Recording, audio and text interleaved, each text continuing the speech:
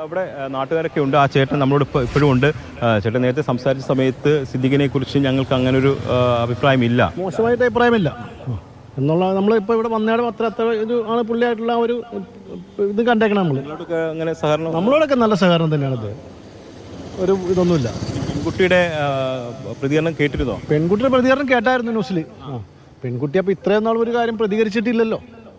ഇപ്പം അങ്ങനെ ഒരാളെ വർഷം മുമ്പും ഇത് പറഞ്ഞതാണ്. 3 വർഷം മുമ്പ് പറഞ്ഞാൽ നമുക്ക് അറിഞ്ഞില്ല, നമ്മൾ കേട്ടിട്ടില്ല അതേക്കുറിച്ചിട്ട്. നമ്മളിപ്പോഴും ഇന്നലെ രാത്രി ന്യൂസ് ഇങ്ങനെ പെൺകുട്ടികൾ അല്ലെങ്കിൽ ഇത്തരം അനുഭവങ്ങൾ നേരിട്ടുള്ള പെൺകുട്ടികൾ ഏതെങ്കിലും ഒരു ഘട്ടത്തിൽ അതായത് ചേട്ടന് മോളുണ്ടോ എന്നൊന്നും അറിയില്ല.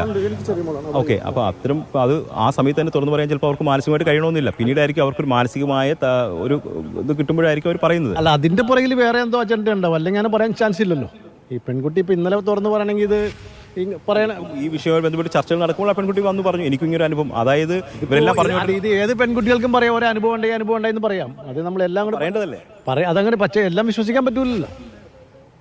എല്ലാം പെട്ടെന്ന് നമുക്ക് വിശ്വസിക്കാൻ പറ്റൂലല്ലോ. വിശ്വസിക്കാൻ പറ്റാത്ത കാര്യങ്ങൾ ഇതിപ്പോൾ ഇങ്ങനെ പെട്ടെന്നൊരു സുപ്രഭാതത്തിലുണ്ടായി. പുള്ളി തെറ്റ് ചെയ്തിട്ടില്ല എന്നുള്ളതുകൊണ്ടല്ലേ പുള്ളി രാജിവെച്ചത്.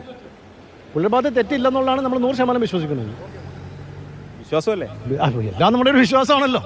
ആ വിശ്വാസമാണല്ലോ നമ്മളെ മുന്നോട്ട് നയിക്കുന്നത്.